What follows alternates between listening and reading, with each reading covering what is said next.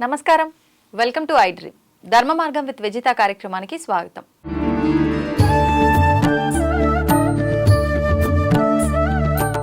ప్రస్తుతం మనతో పాటు ఉన్నారు శ్రీ స్వామి స్థిత ప్రజ్ఞానంద సరస్వతి గారు. ఇప్పుడు వారితో మాట్లాడి మరిన్ని మంచి మంచి విషయాలు అడిగి తెలుసుకునే ప్రయత్నం చేద్దాం. నమస్కారం అండి. స్వామీజీ, జీవులకి ప్రాణం ఉన్నట్టు మొక్కలకు కూడా ప్రాణం ఉంది అని చెప్పి మాట్లాడుకుంటూ ఉంటాం. అయితే మరి జీవులకి ప్రాణం ఉంది, మొక్కలకి ప్రాణం ఉంది.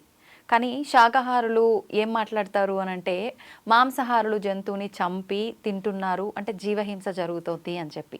మరి శాకాహారులు కూడా చంపి తింటున్నట్టే కదా, ఆకుకూరలు ఇవన్నీ కూడా ప్రాణంతో ఉన్న ఒక చెట్టును కట్ చేశారు అని అంటే దాని ప్రాణం కూడా తీసినట్టే కదా. మరి ఇది హింస కింద కాదా? మాంసాహారం తినే వాళ్ళదే జీవహింస అవుతుందా? ఈ ప్రశ్న చాలా ఉత్తమమైన ప్రశ్న అమ్మా. ఎందుకంటే ఈ ప్రశ్నకి సమాధానం చెప్పాలని నేను వెతుకుతున్నాను. ఎక్కడ ప్రశ్న అడుగుతారా సమాధానం చెప్పాలని. వాస్తవానికి మనం నాన్ వెజ్ అంటే మాంసాహారం తినడం వలన హింస అవుతుందని సమాధానం చెప్తూ ఉంటారు. అది పూర్తి స్థాయి సమాధానం కాదు. ఎందుకంటే మనకి ఈ సృష్టిలో ధర్మచక్రములో ఒక క్రమం ప్రక్రియ ఉన్నది. అంటే ఎవల్యూషన్ ప్రక్రియ అంటారు, జీవన ప్రక్రియ. ఏదైతే డార్విన్ థియరీ చెప్పిందో జీవ పరిణామ సిద్ధాంతంలో, ఈ ప్రక్రియలో ఆ యొక్క కీటకాలు అంతకుముందు ఈ యొక్క క్రీపర్స్ ఏవైతే మొక్కలు వెజిటబుల్స్ ఉన్నాయో ఆ నెక్స్ట్ ఎవల్యూషన్ ప్రాసెస్లో ఆఖరికి ఎవల్యూషన్ ప్రాసెస్ ఏంటంటే మానవులు అనమాట. సో మానవుల కంటే ముందు ఎవల్యూషన్ ప్రాసెస్లు ఏముంటాయి?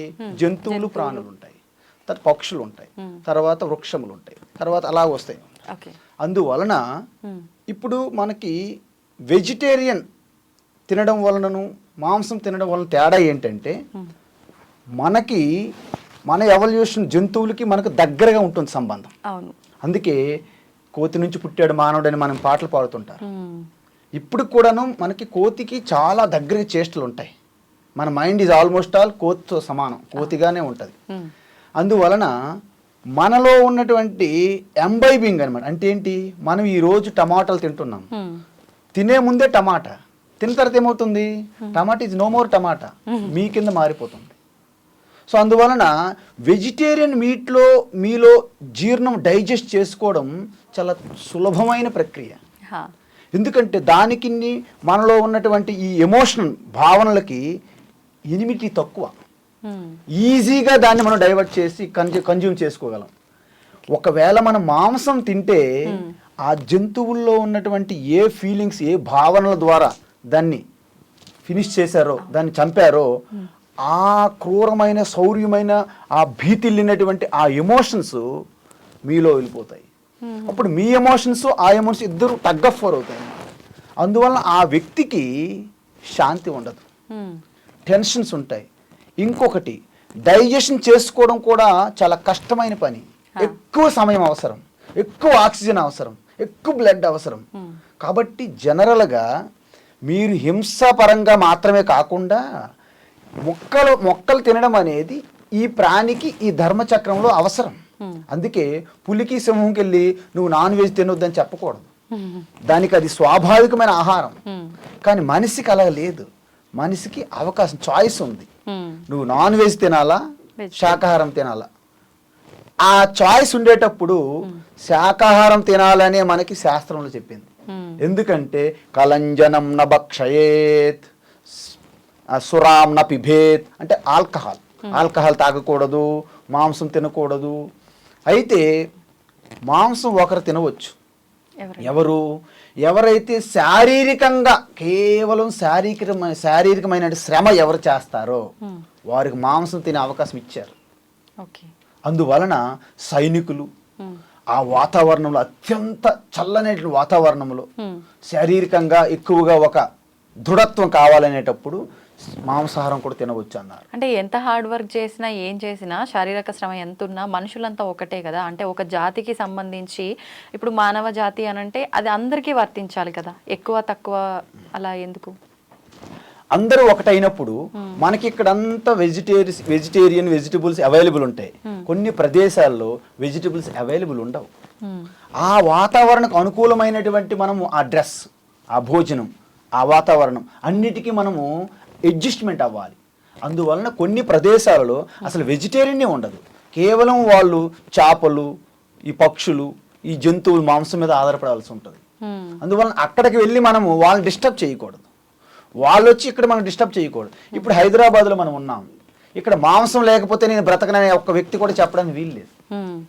ఇక్కడ మాంసం తింటారు, వెజిటేరియన్ కూడా తింటారు. కానీ వెజిటేరియన్కి నీ మాంసానికి డిఫరెన్సెస్ ఉన్నాయి, తేడాలు. వెజిటేరియన్ తినడం వలన నీకు లాభం. నీలో ఉన్నటువంటి 3 గుణములు ఉన్నాయని చెప్పాను, తమో గుణము, రజో గుణము, సత్వ గుణము. నువ్వు మాంసం తినడం వలన తమో గుణం పెరుగుతుంది. తమో గుణం పెరగడం వలన నీ యొక్క ప్రక్రియలు ఎవల్యూషన్ పైకి వెళ్ళవు, కిందకి వెళ్ళిపోతుంది. అంటే నీకు శారీరకంగా చూసుకుంటున్నావు తప్ప ఒక మనస్సు, బుద్ధి, ఇంకా స్పిరిచువల్గా ఆధ్యాత్మికంగా నీకు వృద్ధి లేదు.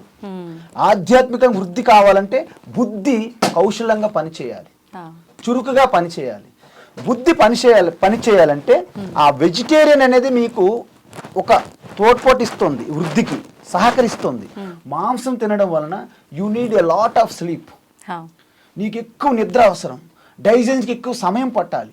అంటే యూ ఆల్మోస్ట్ ఆల్ కంప్లీట్లీ నిద్ర, లేజీ, వీటి మీద వెళ్ళిపోతున్నావు అనమాట. అంటే నీ యొక్క ఏదైతే ఆధ్యాత్మిక వృద్ధిని నీవే కోరుకొని వ్యతిరేక దిశలో తీసుకుపోతున్నావు. అందుకే తపస్సులో ఎప్పుడు కూడాను నాన్ వెజ్ని ఎంకరేజ్ చేయరు. ఇది ఒకటి మెయిన్ కారణం. ఎందుకంటే మీ భావనలు ఎంత స్ట్రిక్ట్గా హార్డ్గా ఉంటాయో, ఈ మాంసం తినడం వలన వాటికి ఇటు టగ్ ఆఫ్ వార్, యుద్ధం జరుగుతుంది లోపల. అయితే మరి మొక్కలు, ఈ వెజిటేరియన్ ఏంటి, దాంట్లో చాలా వీక్గా ఉంటుంది. ఎందుకు, మనకి ఆ జీవన ప్రక్రియలో చాలా గ్యాప్ అనమాట.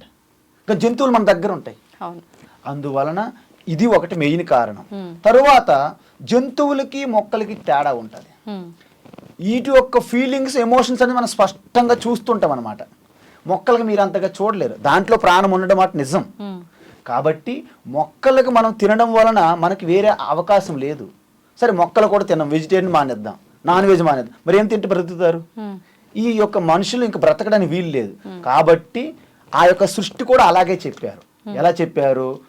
పరమాత్మ నుండి ఆకాశం వచ్చింది, ఆకాశం నుండి వాయువు వచ్చింది, వాయువు నుండి అగ్ని వచ్చింది, అగ్ని నుండి నీరు, నీరు నుండి పృథ్వీ, పృథ్వీ నుండి వెజిటేరియన్, వెజిటేరియన్ నుంచి ప్రాణం పుట్టిందని చెప్పారు. అంతేగాని మాంసం నుండి ప్రాణం పుట్టిందని చెప్పలేదు. మళ్ళీ అంటే మనకు ఉపనిషత్తుల్లో కూడాను వెజిటేరియనే మన యొక్క ముఖ్య ఆహారం అని చెప్పారు. మనుషులకి, మనుషుల ముఖ్య ఆహారం వెజిటేరియన్.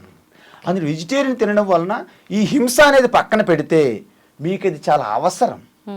మీరు మనిషి యొక్క జన్మ ఏదైతే పొందారో ఆయా లెవెల్ నుండి దైవత్వం అనే లెవెల్లోకి వెళ్ళాలనే ఒక తపస్సు మీకు అవసరం. కాబట్టి దానికి వెజిటేరియన్ అని సహకరిస్తుంది. ఎందుకు? సాత్విక ఆహారం వెజిటేరియన్, మాంసం అనేది తామసిక ఆహారం. ఓకే, అంటే స్వామీజీ ఇప్పుడు మీరు అన్నారు ఆధ్యాత్మికంగా వెళ్ళాలి అని అంటే ఈ మాంసాహారం అనేది అసలు పనికిరాదు అని చెప్పి. ఇప్పుడు చాలామంది మాంసాహారం అయితే తినడానికి తింటున్నారు.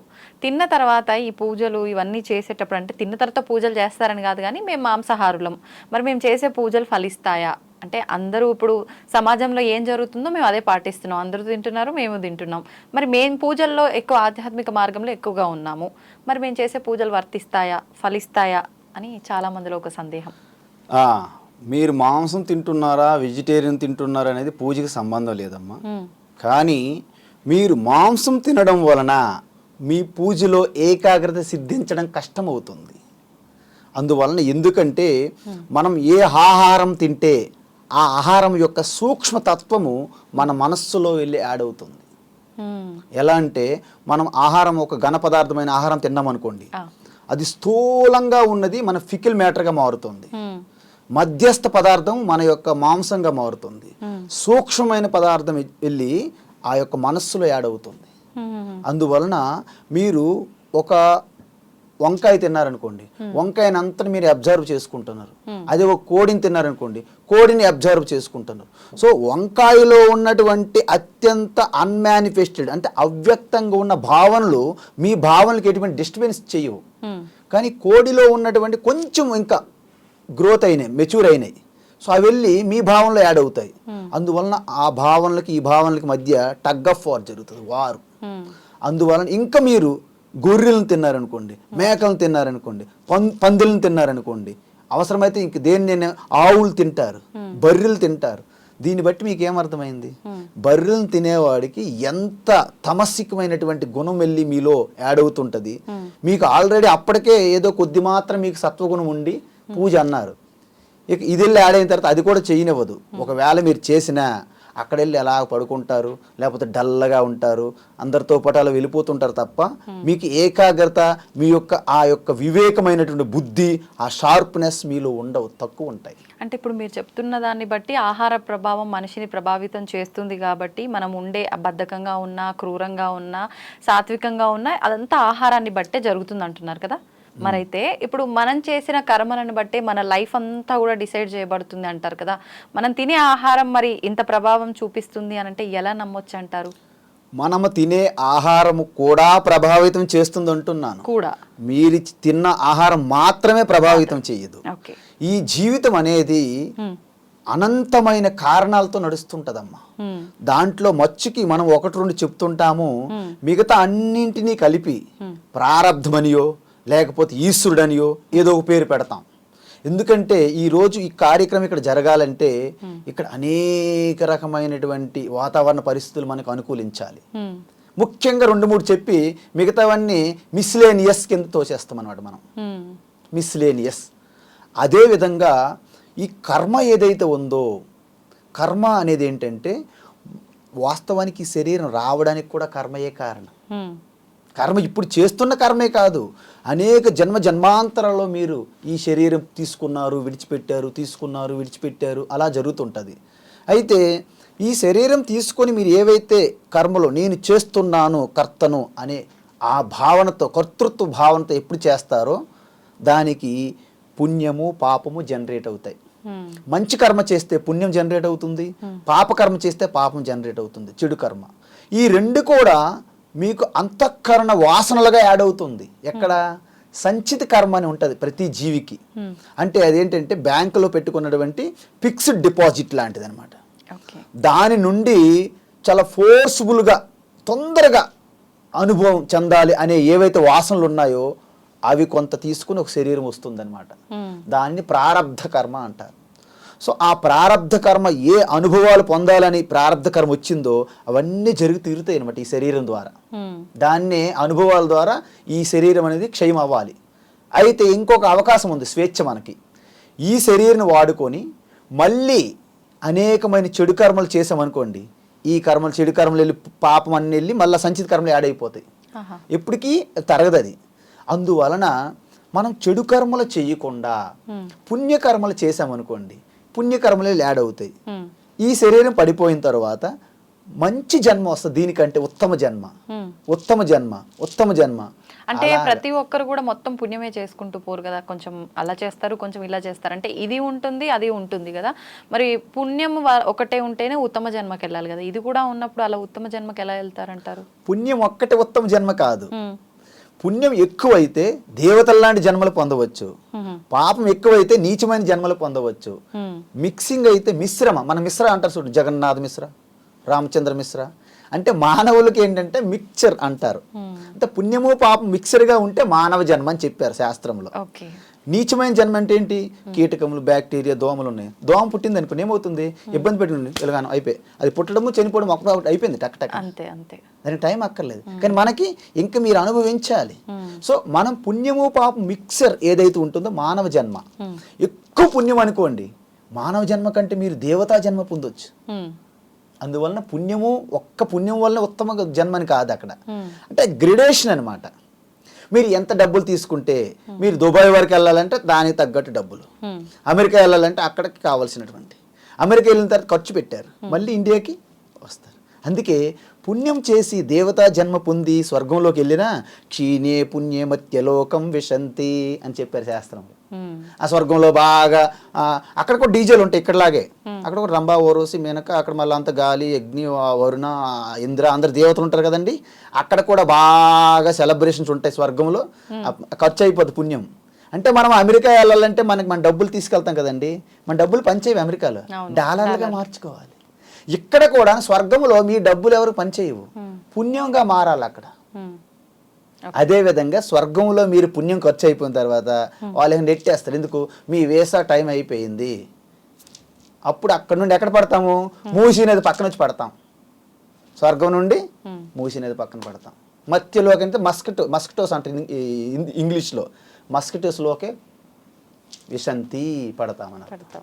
ఓకే, చాలా చక్కగా తెలియజేశారండి. ధన్యవాదాలు.